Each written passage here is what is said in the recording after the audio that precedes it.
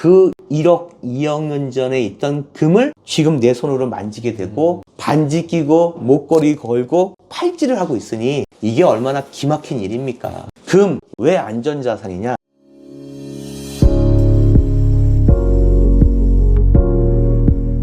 사장님, 그동안 금하고 은 사고 파는 이야기를 저희가 많이 했는데 예. 도대체 금은 어떻게 만들어진 걸까요?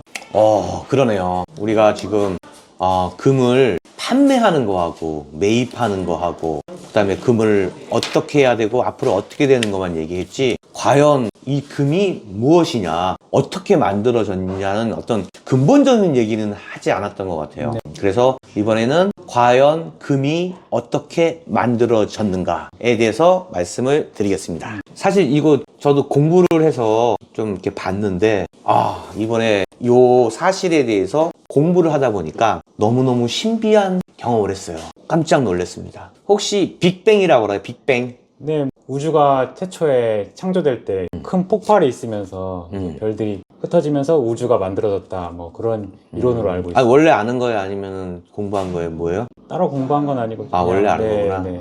그럼 혹시 초신성이라고 알아요? 초신성은 이제 만들어진 지 얼마 안 된 별을 초신성이라고 부르지 않나요? 여기서 요건 공부 좀 안 했나 보구나. 그래요? 그 둘이 또 공통점이 있는데 뭔지 알아요? 모르겠어요. 그것까지는. 가수 그룹 이름이에요. 근데 제가 왜 이 얘기를 했냐면은 네. 이제 보통 우리가 보는 별 있잖아요. 별. 네네. 밤하늘의 별을 딱 보고 있으면 반짝반짝거리잖아요. 그게 굉장히 먼 거리에서 반짝이는 거거든요.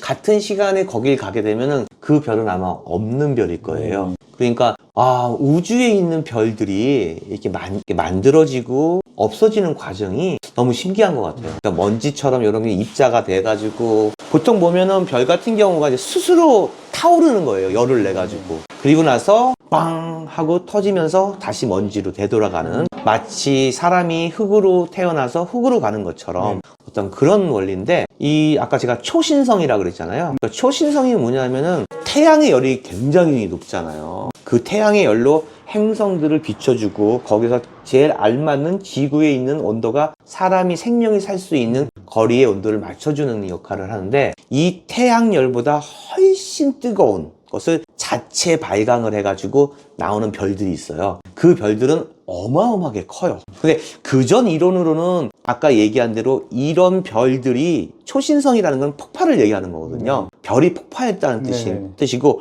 빅뱅도 어떻게 보면 폭발이어서 아마 그 그룹 이름들도 아마 어떤 탁 폭발적으로 나왔다는 어떤 그런 의미에서 하는 건데, 그 자체 폭발로 일어나서 거기에 있는 어떤 그 원소들이 떨어지면서 이렇게 광물질이나 이런 게 됐다고 이론이 되어 있고, 요 근래에 맞는 이론은 바로 중성자와 중성자가 뻥 하고 부딪혀가지고 더 큰 어마어마한 폭발을 일으키면서, 그 폭발이 일으키면서 철, 알루미늄, 납, 거기에 금도 있는 거예요. 그래서 이 자체가 우주에서 떨어진 거예요. 떨어지면서 지구는 지구의 중력으로 떨어지는 걸 흡수한 거고요. 그 중에 하나가 금이에요. 놀랍지 않아요? 금은 지구 자체에서 생성된 게 아니라는 거예요. 그러면 우성 씨가 지금 뭐 반지나 목걸이 이런 거 없죠? 네. 금반지 끼고 있는 이 금은 정말로 한 1억이나 2억 년 전에 생성된 우주에서 떨어 내려온 금일 수도 있다는 거죠. 이렇게 소중한 거예요. 그래서 금은 희소성이 있는 거죠. 그러면서 지구에 이렇게 탁 들어간 거예요. 그러면 거기에 금만 있던 게 아니죠. 뭐 금도 있고 납도 있고 알루미늄, 어떤 광물질이 있는데, 이 광물질이 그 오래전에 지구에 들어갔으면은 이게 퇴적이 되고 하면서 이렇게 쌓여 있을 텐데, 그러면은 우리가 이제 지구상에 있는 땅이 있잖아요. 땅에서 얼마나 깊은 곳에 이게 있었을까요? 이거는 인류의 기술로는 이 금을 캘 수가 없는 거예요, 원래. 이론적으로는. 그런데 어느 정도 깊이에 금이 나타나기 시작했어요. 이건 어떻게 나타났냐면은 바로 화산 때문에 그래요. 화산이 폭발하면서 마그마가 위로 솟아오르면서 안에 있던 물질들을 위로 솟아나오게 한 거죠. 그러면서 화산이 분출되고 마그마가 위에 쌓이면서 다시 퇴적이 되면서 그 위에 식으면서 또 일어나는 거죠. 그래서 안에 있는 광물질이 위로 솟아난 거예요. 그래서 그것을 우리가 캐는 거죠. 신비로웠어요. 너무나 신비로웠고, 우리가 입고 있는 이 광물질인 금은 우주에서 내려온 선물이었다는 거죠.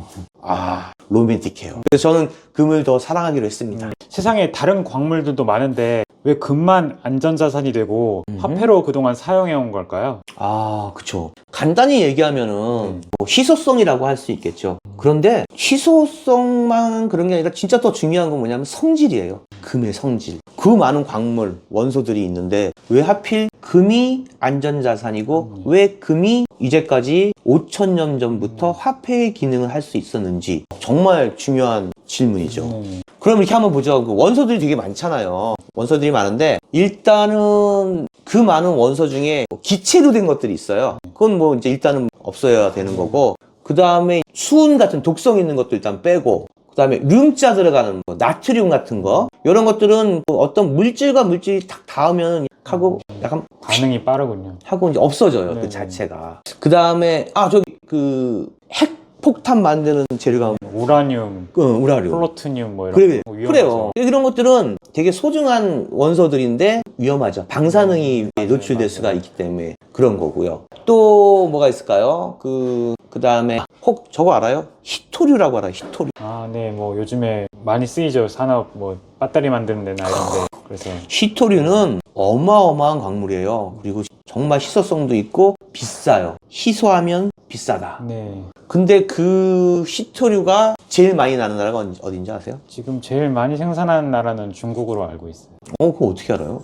그냥 뉴스를 통해서죠. 중국이 제일 많고 이 히토류 질이 제일 좋은 데 나는 나라가 어딘지 알아요? 질은 모르겠어요. 제가 들은 거는 남미 쪽이 좀 좋다고 들었는데 북한입니다. 북한이에요. 그래서 중국이 굉장히 많은 양의 히토류를 갖고 있는데 전 세계적으로는 네. 정말 적은 거고, 그 중에서 아주 상질의 히토류는 바로 북한이 가지고 있습니다. 뭐 속된 말로 북한이 갖고 있는 히토류만 팔아도 뭐 거의 우리나라를 살 수 있을 정도의 값어치다라고 이런 약간 과장돼서 얘기하는 경우도 있는데요. 그만큼 북한에는 지하자원으로서 히토류가 최고입니다. 히토류는 왜 그러냐면 광물질이지만은요, 이게 분간하기가 굉장히 힘들어요. 그러니까 이게 히토류다 아니다라는 것을 분간하기가 힘들어서 채굴하기가 굉장히 힘듭니다. 그 다음에 나오는 게 이제 비철 금속들이 있을 거예요. 알루미늄, 그 다음에 납, 아연, 구리. 구리, 네.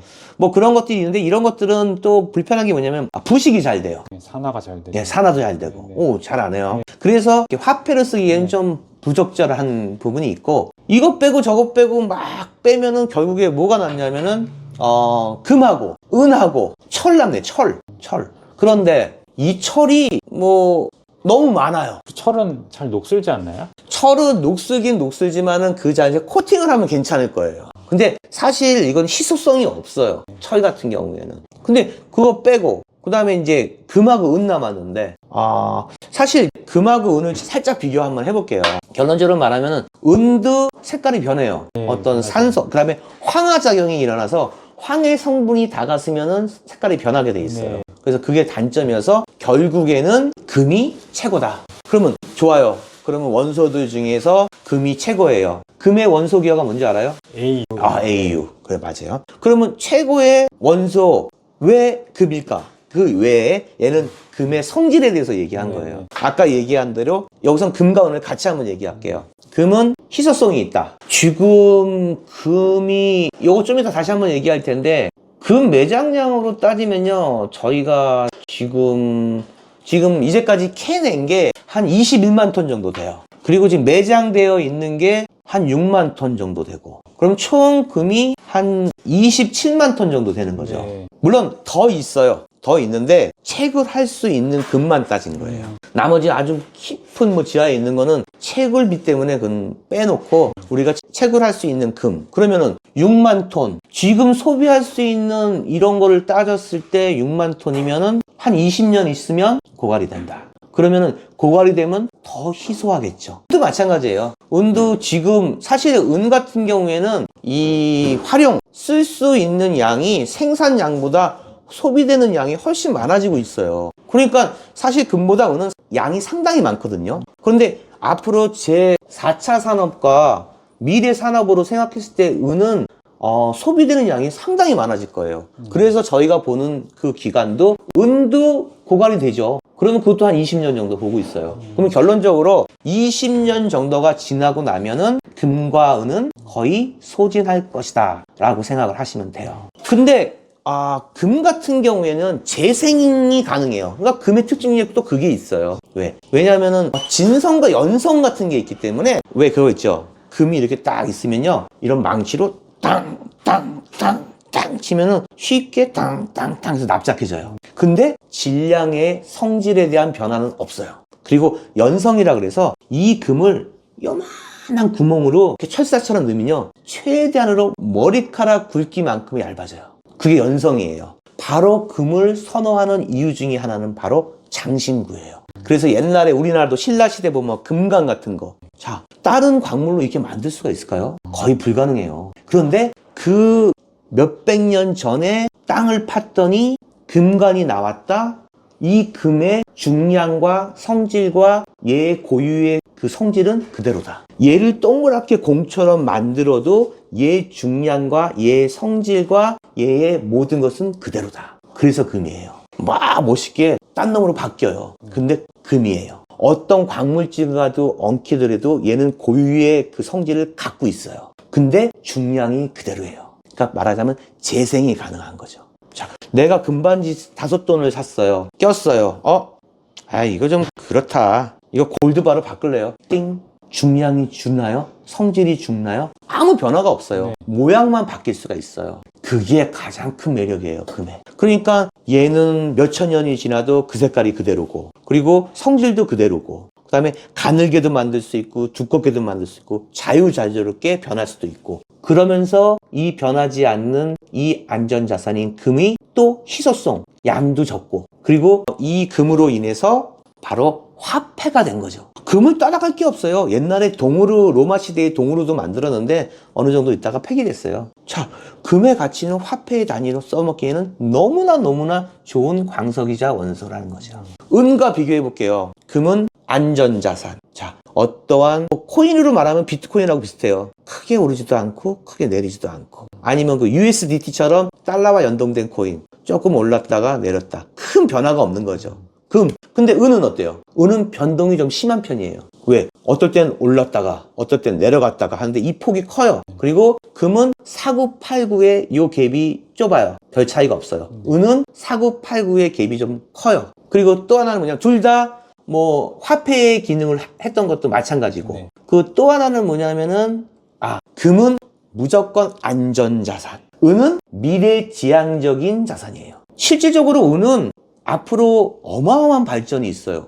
왜냐면 미래지향적이니까. 야, 산업체가 모든 게 전기차로 들어가죠. 그 다음에 태양열로 있는 어떤 석탄이나 석유를 쓰지 않는 재활용적인 자연광을 이용해서 할 수 있는 패널을 만드는 은이 되죠. 그리고 모든 제품들의 앞으로 나오는 어떤 제품이라든지 모든 것들은 다 은이 많이 들어가요. 이 은은 바로 미래지향, 소모량이 많아질 자원이라는 거죠. 금은 어때요? 금은 한계가 있죠. 왜냐하면은 채굴량도 어느 정도 있을 때 27만 톤이라는 그 한계에서 점점 세월이 갈수록 어떻게 되겠어요? 희소성은 더 커지는 거죠. 그러면 어떻게 돼요? 오르는 거죠. 안전자산이고 얼마 양이 없는 희소성의 금은 점점 가격이 올라가게 돼 있고요. 미래지향적인 산업체의 은은 앞으로의 소모량이 많기 때문에, 그리고 채굴량도 어느 정도 20년 있으면 끝나기 때문에 오르는 거예요.